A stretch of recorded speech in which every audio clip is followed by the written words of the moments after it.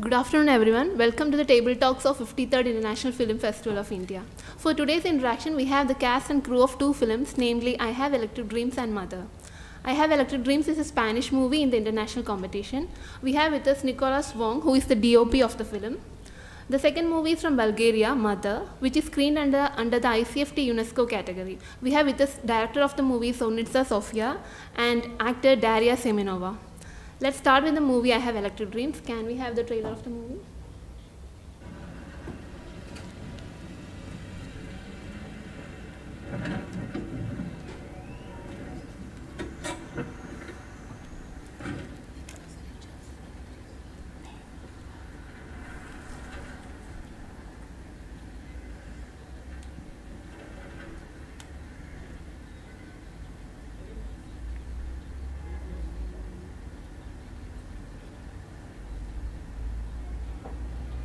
No le hagan caso.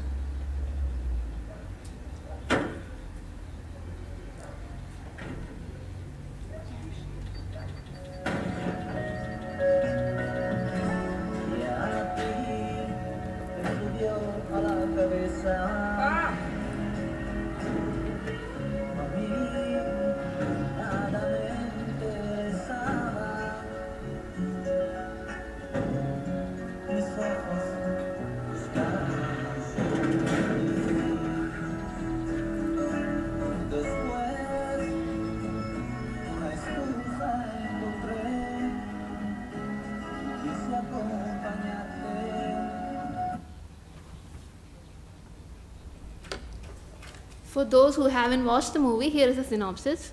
Eva, a 16-year-old girl, lives with her mother, her younger sister and their cat, but wants to move in with her estranged father. Clinging on to him, she tries to balance between the tenderness and sensitivity of teenage life. Let's move on to the second movie, Mother. Can we have the trailer of the film?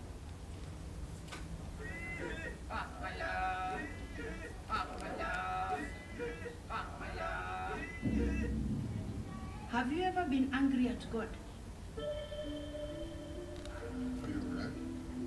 I was at the doctor's.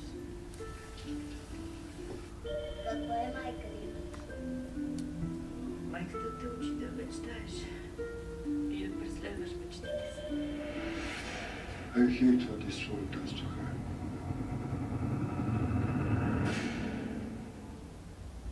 Perhaps you should see what she has done to this world.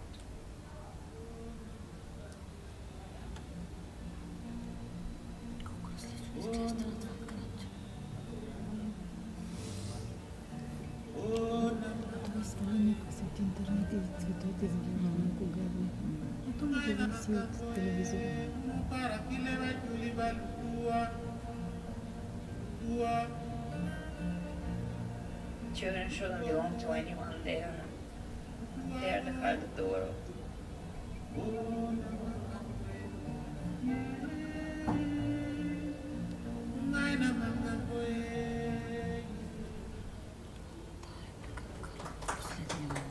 For those who haven't watched the movie, here is a synopsis. At age 32, Elena, a theatre director, finds she cannot conceive ever.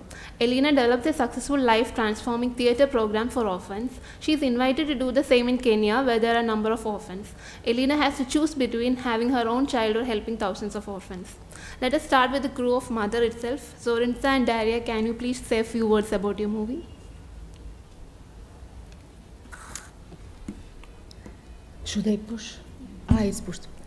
Hello everyone, thank you for attending this press conference. I would like to say I would start with that I know the person, it's inspired by a true story of a theater director who I know and with whom I made a documentary many years ago, who through the years while struggling to conceiving her own children, she being an artist herself, she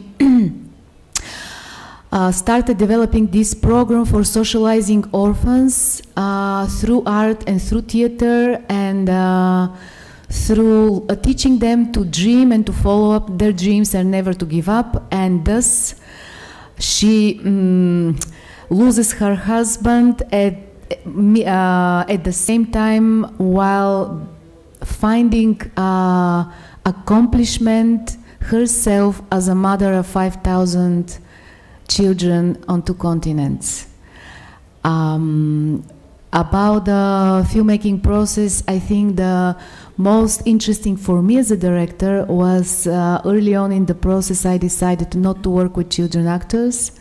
So working with the real street children and orphans was and using their authenticity, their authentic dreams and their authentic behavior and stuff. Like the biggest challenge was to swing around with the dramaturgy in order to fit it with the reality, and I think that's maybe the most connecting thing about the movie, because it connects with this authenticity. So if you have any questions, I would be glad to answer. Before that, I would like Daria to share a few words about the character you played in the movie and about the movie also. Okay. Hello, and for me, my character is named Elena. She's a very good professionalist. She's a strong woman who, at one moment, the whole world for her starts to break down, and she needs to find a way to make her dream come true, and actually maybe the way find her, not she finds the way. And I think that, and for me as an actress, was a great gift to be part of this movie, and a big challenging because as Zornitsa says, it's like the story is very strong and truthful, and the kids were so, you cannot be, you cannot stay, I don't know how to say it, stay strong and stay like only like an actor, and when you see these kids, especially the kids in Kenya. So for me it was a very, very strong process, and actually it changed my life in a bit. Nicolás, do you want to share a few words about your movie? Hello.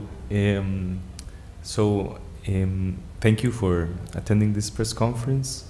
I'm the cinematographer of I Have Electric Dreams, directed by Valentina Maurel. It's a Costa Rican film. The film has been described in a way as a coming of age, but the director prefers the term coming off the edge. You know, it's because it's a film about family and love and the pain that those we love sometimes bring to us. It's also a film that shows a passage into adulthood, but it is a journey where the film does not show like a port of arrival. You know, it says something about how the process of going into adulthood is not just getting older. It is something more profound, and sometimes it can break people in a way.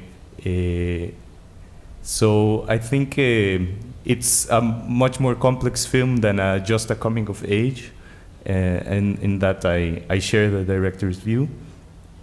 And it's a film that portrays Costa Rica that is seldom viewed in Costa Rican cinema.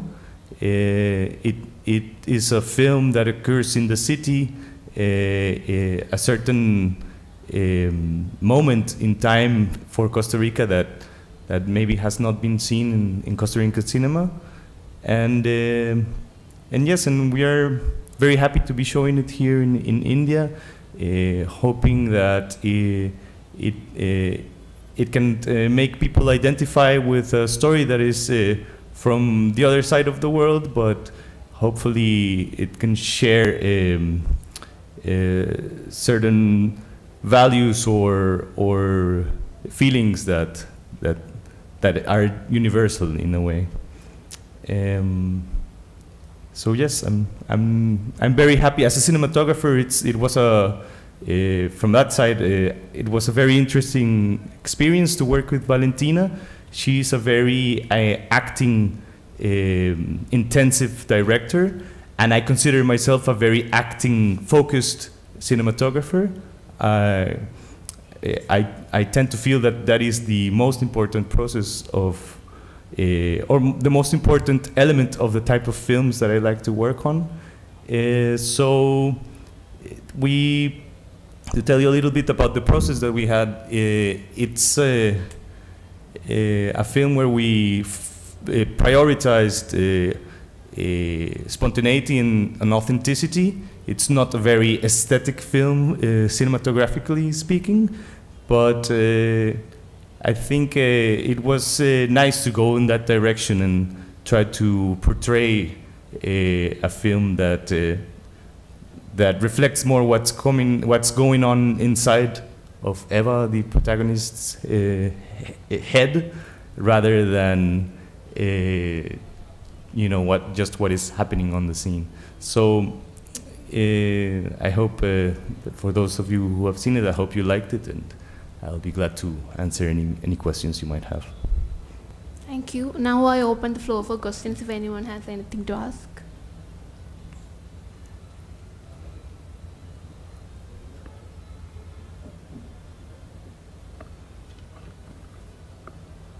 Hello, Nicolás.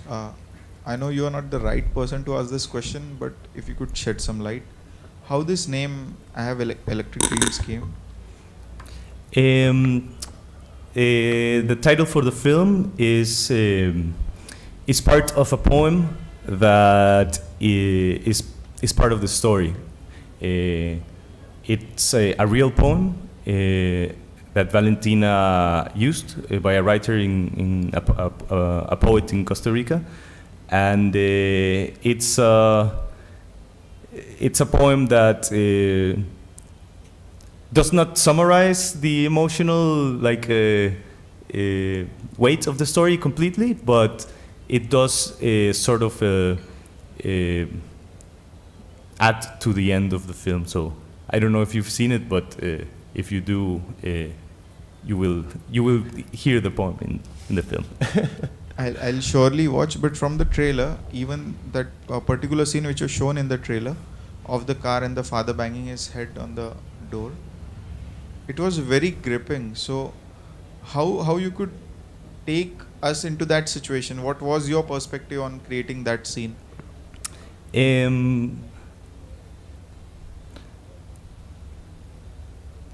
We, as a cinematographer, one of the most important questions that I have for directors is whose perspective is the camera looking from, right?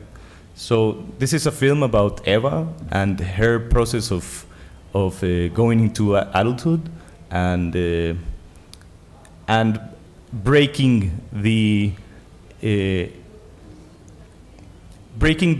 idealization of the image of her parents, of her father particularly. So it is definitely a film that is looking at what is happening from Eva's perspective, right? So I don't know, if a scene like that one, for instance, in the car, we decided to shoot it as if we were the fifth passenger, and that and many other decisions that were made during the film try to be coherent with that decision to take that perspective, right? Even then, having said so, I think for Valentina, it was very important for the film not to take a moralistic standpoint or a moralistic perspective. You know, there are certain things that happen in the film that that are brought to make the audience, you know, examine and think about their own positioning on those things that happen, right? So she was very concerned to make the film not judgmental and not take a moralistic viewpoint, you know. So as a cinematographer, it's a complicated, you know, endeavor, but I hope I managed to do a little bit of that. Thank you. One last question to Zornitsa. You named the movie Mother, and mother and child relationship is universal across the world. So while taking such a title, and I think in your movie, this the relationship is just one part, and there's more to it. So how you bring that extra emotions into the movie? Thank you for the great question. The first part of it, you know, it is named Mother after long discussions because the woman never becomes a mother. And, you know, starting to develop the script in the beginning and digging into the genesis of motherhood and parenthood, I figured out that there are two opposite point of views, and one of the point of view is especially the adopted, especially the way many childless people who try to have children, which is very common, unfortunately, for young couples nowadays to have difficulties having a child. And this becomes an obsession, and this changes their own life, their relationship and stuff. And so, but this is the approach that a person wants to have a child. And having a child involves a concept of possession.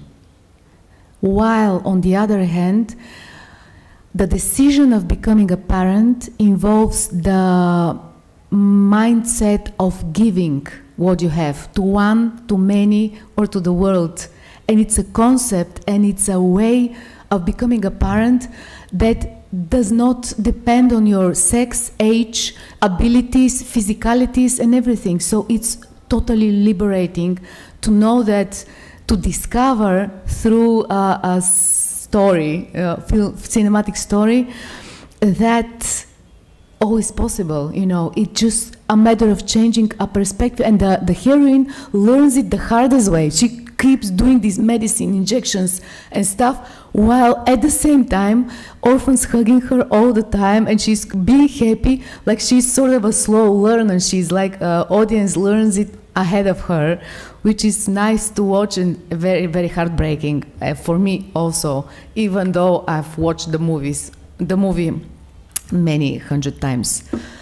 So yeah, basically this concept of motherhood and parenthood as an act of giving gave us the optimism to name the film like that. Nevertheless, there are so many films called Mother that if you type Mother, and they're like in IMDb, Mother 1959, 69, 67, something like that. But still, I think it's true to the concept. Yeah. But I forgot the second part of the question. Sorry. Yeah, so how you added many layers to it, just not the mother and child relationship, but there may be some more aspects I think to the movie.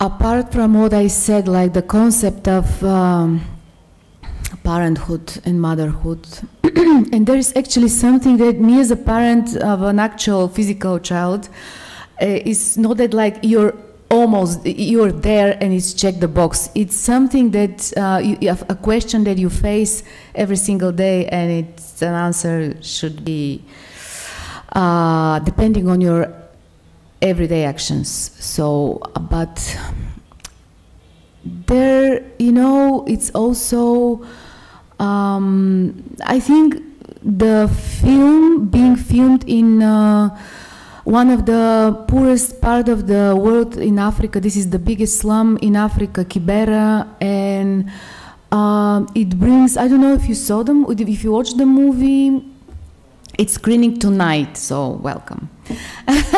And Porvorim at 8 o'clock. 8 o'clock.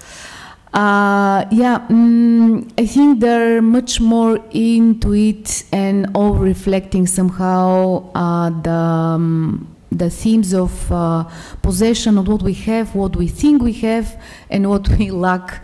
Very often, especially me as a European, I went to Kibera the first year that I went researching for the story with some sort of an attitude of oh, poor people, and at the end I left Kibera poor me attitude, with poor me attitude, you know. So I think these people that face that on a daily basis.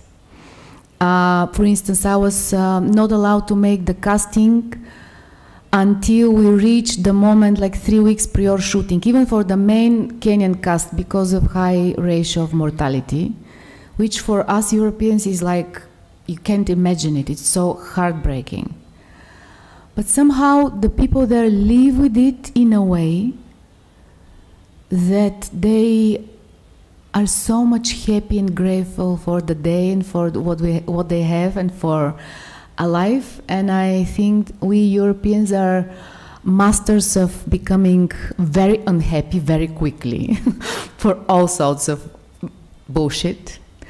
But it's, I don't know, it's like a layer. It's not the main point of it, but I think the joy of life that is evident, that is present there, it's also infectious.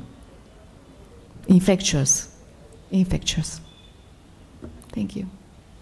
Something about the music of this music has got a rich background. I mean, your Turkish style. Yes, the music, thank you. It's, yeah, the music is, actually someone asked me if we're going to produce a soundtrack, but there is only one song, and I don't know how it just feels like it's more to it. It's a lot of sound design though. That sounds like music, but the actual song is Makambo by the late Geoffrey Oruema, who was political activist, Ugandan musician, who has recorded I think this same song or many of her other songs with the label of Peter Gabriel and Brian Eno in UK.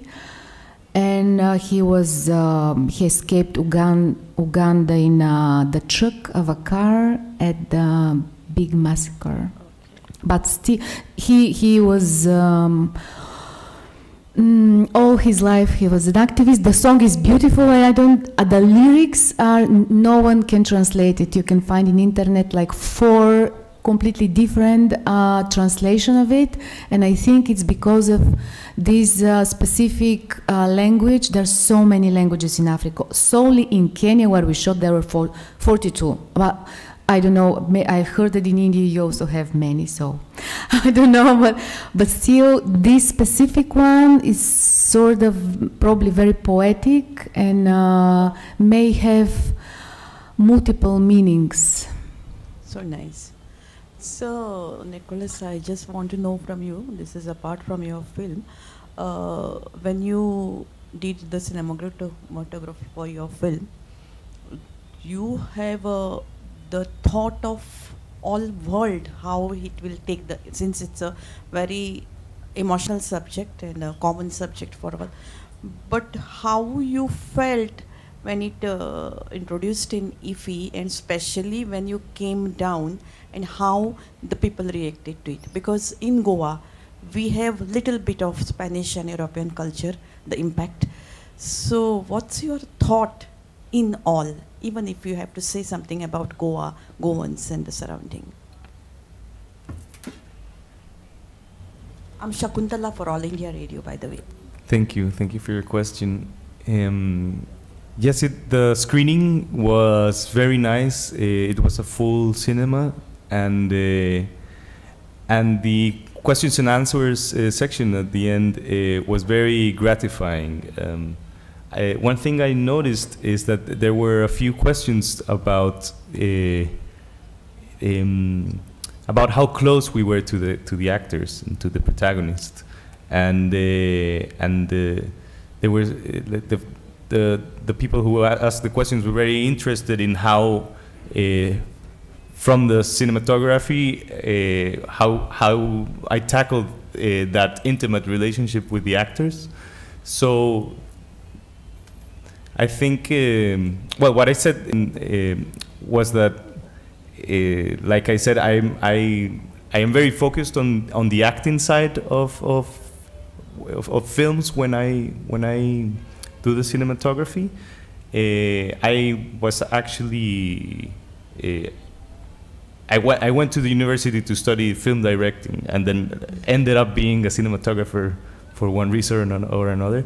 So I am very enamored of that aspect. And one thing I like to do is to attend the rehearsals a lot, the acting rehearsals, and sometimes film them, sometimes even like participate, you know, and try to help in a way. And I think that allows me to further understand what the director wants to do with actors and where she wanted to take the story. And it also allows me to build on a relationship with the actors as a cinematographer, you know, so that on the first day of shooting, they see all this big equipment and big cameras and all that, and they are not scared because they know that it is I, you know, behind the camera. And I feel that that is a relationship that is often overlooked, and it's quite important when you need to create, you know, an intimacy that goes beyond, you know, just what's in front of the camera, but, you know, that allows you to sometimes be physically very close, you know, and obviously figuratively as well, you know, by the storytelling of the cinematography. So I was very surprised that the audience here in Goa was very like insistent on that point, and I was also greeted by a few film students. I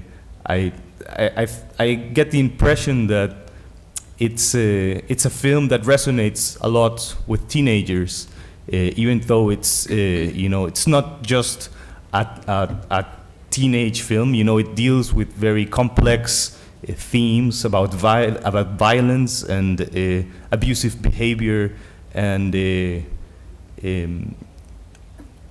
know, the complexities of dealing with that as a teenager. So it's quite nice to hear that it resonates with younger audiences around the world, and it has not been a different case here in Goa, I find. And yes, I think that's what I could say. I have another screening today at Pavodim at 5 p.m. So I hope that we can get further reactions from that screening. Hello all, welcome to IFFI Goa. My question is to Daria. So, based on what I saw in the trailer of the film, it seems that your role is also a lot about an internal monologue, which must be going inside the character's heart as to not being able to conceive and whatnot. So how did you manage to bring out those emotions on the screen? Thank you for the question. My character passes through a very long and tough path from from the idea to conceive and to have a child, as Zornitsa said, to actually finding a way to be a mother in a lot of in more bigger way, and the emotions are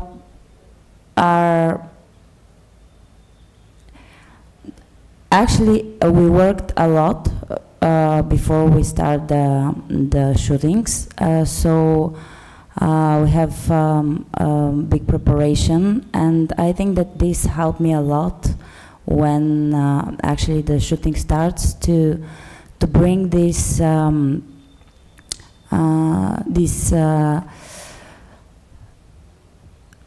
minds in what actually we have in the movie. My minds, Elena thoughts, and everything from the beginning of this idea to of motherhood to the end of actually being a mother, to a mother figure to more than 5,000 kids. Adding on to that, I would like to know from Sophia that how did you zero in on Daria as the character?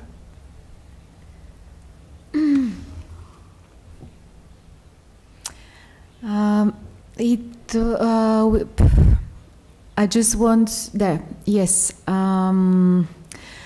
we have worked with Daria before on a TV series, one of the 7 TV series that I have directed.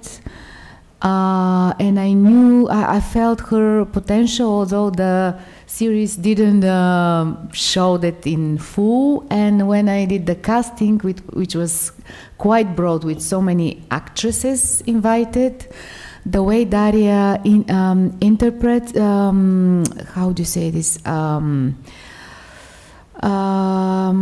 The way Daria sees and justified and justified the character and her struggles were so heartbreaking that I don't think that I have chosen Daria. Daria has taken the part by force.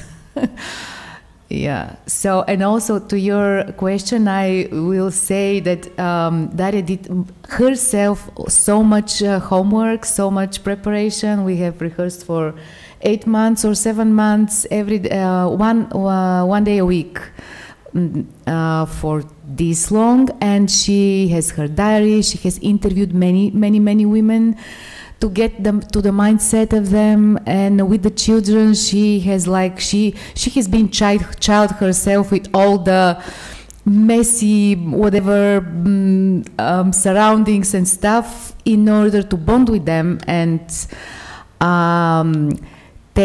for them to take her in their tribe, you know.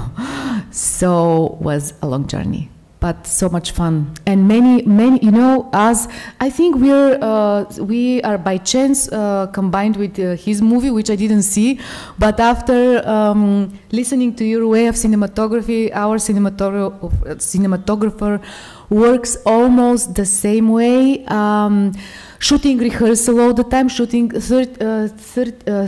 360 degrees, like you all the time you need to lay on the ground because you never know which way he's gonna turn, you know, and also because it incorporates children and they don't understand the concept of the set is this, you know. They are all over the place. Daria is with them, so it was like that sort of organized chaos in a way. And for her, it was like like she was working 24/7 almost, and 300 degrees 60, and many which actually in the editing of the film resulted in many of these so-called rehearsals or things that happened during lunch break. You know, kids were coming and just doing things with her that actually were so cinematic that we have cut scripted scenes in favor of keeping them, which was completely thanks to Daria being so much present, 200% all the time. Any more questions? If there are no further questions, I would like to wind up. Thank you guys for coming, and I hope you have a great time in India. Thank you. We do, thank you. Yes, thank you. Thanks.